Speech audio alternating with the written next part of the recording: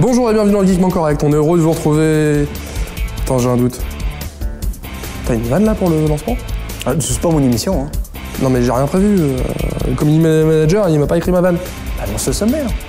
Pas bête. Tout de suite le sommaire. Les services secrets russes veulent bannir Skype et Gmail. Steve Wozniak reviendrait bien chez Apple. Et le son du jour par JT. Le FSB, donc les descendants du KGB, les services secrets russes, ils sont un peu inquiets.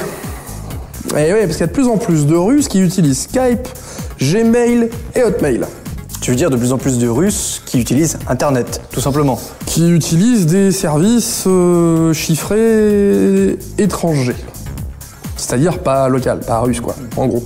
Et donc l'un des représentants du FSB, je dirais même le responsable de la communication interne et externe du FSB, estime que c'est l'usage non contrôlé de ces services, en l'occurrence Gmail, Hotmail et Skype, pour ne citer que, pourrait engendrer un énorme risque pour la sécurité nationale.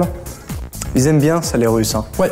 Surtout qu'en plus, il faut savoir que, faut se rappeler que ces serveurs sont hébergés à l'étranger, donc ça appelait pas trop à ces gens.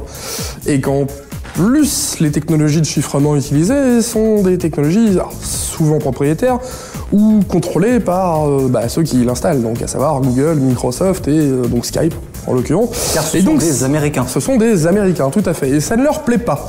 Parce qu'ils n'arrivent pas à casser le code. Alors le FSB aurait demandé et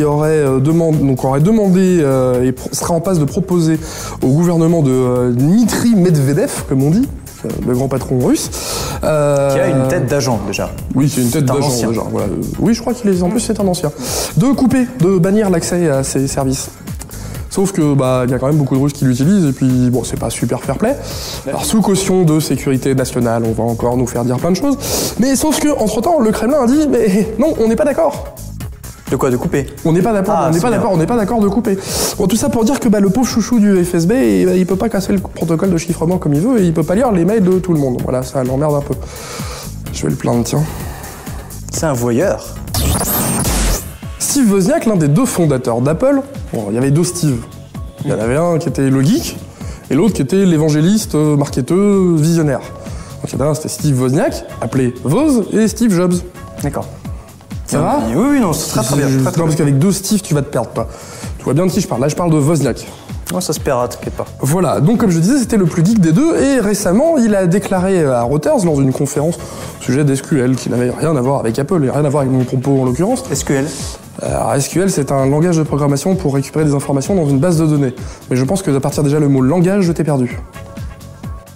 D'accord, on en continue, vas-y, t'inquiète pas. Ouais, je vais te charger. J'avais pas de vanne pour le début de l'émission, donc là je vais y aller.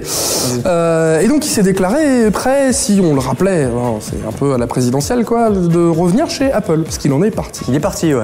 Tout à fait, il est parti. Alors je vais un peu vous expliquer qui est Steve Wozniak. Donc Steve Wozniak, qui était donc le fondateur d'Apple, a créé les tout premiers ordinateurs de Apple Computer Inc., renommé il y a peu Apple Inc., parce qu'ils font plus que des ordinateurs, ils font l'iPod, ils font iTunes, etc. Donc les deux Steve, Jobs et Wozniak, se sont rencontrés en 72, après avoir tous les deux arrêté leurs études, et après les discussions, on se sont dit, tiens, si on se lançait dans la formidable aventure qu'est l'informatique individuelle et grand public. Où ça? Dans leur garage. Enfin, précisément dans le garage de Steve Jobs. Il faut se rappeler que c'était les grandes heures à l'époque de Atari, Amstrad, Amiga, Commodore et de l'IBM PC. Parce qu'il faut savoir que le PC que tu as chez toi, c'est un compatible IBM PC et pas un PC. Parce que c'est une marque déposée par IBM. Donc tout ça pour dire que ça a cartonné, ils ont vendu des milliers d'exemplaires d'un ordinateur qui est à la maison, tu vois, qui est chez toi, qui était l'Apple 1, l'Apple 2, l'Apple 3. Ceci est une révolution. Et le Macintosh. Et effectivement, c'était des révolutions, je ne te le fais pas dire. Après avoir levé plein d'argent et gagné des millions et des millions, Wozniak s'est senti un peu...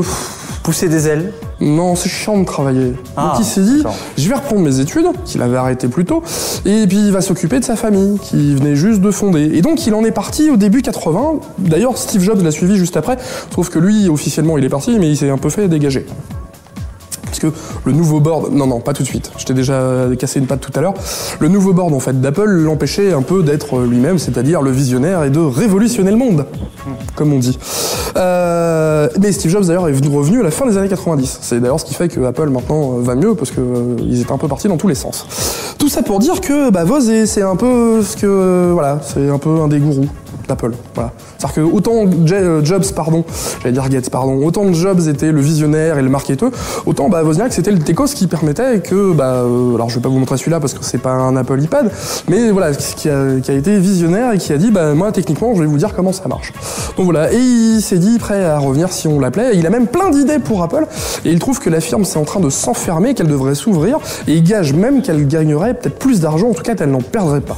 Donc voilà, c'est un grand monsieur. Et une grande chronique. Et une grande chronique, j'aimerais bien qu'il revienne, parce que ça donnerait, alors pas du 109, mais voilà, et en plus Steve Jobs n'allant pas super bien en ce moment, ça rappellera un peu sa prime jeunesse à Apple. JT en ce beau mercredi, il fait beau, j'espère qu'il va pas pleuvoir quand même. Ça se couvre là, non? Bon bref, quoi tu vas nous parler? Eh bien écoute, en préparant l'émission, j'ai cru que Jean-Michel Jarre était de retour. Ouais. Jean-Michel Jarre, Oxygène. Tu fais très bien le tout. Attends, avec les lasers, c'est énorme. Ouais. Et tu sais que j'ai été très déçu parce qu'un jour j'ai appris que en fait les lasers c'était. Non, ne me casse pas moi. Ouais. À vérifier, je suis pas sûr de moi, mais j'ai cru entendre un moment. Tu es en train de me dire que Jean-Michel Jarre est un mytho? Mon enfance. Non. Il faisait un show visuel, c'est pas pareil. Exactement. C'est pas Jean-Michel Jarre dont on va parler aujourd'hui, il s'agit de Hadouken, qui est donc un... Hadouken!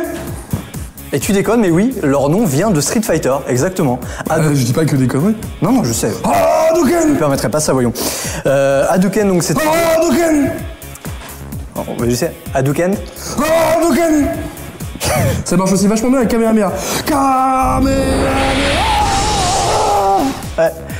Hadouken? Hadouken! C'est génial. Et attends, il y avait Ryu, il y avait... Comment il s'appelait déjà l'américain? Je me souviens plus. Enfin bref, donc...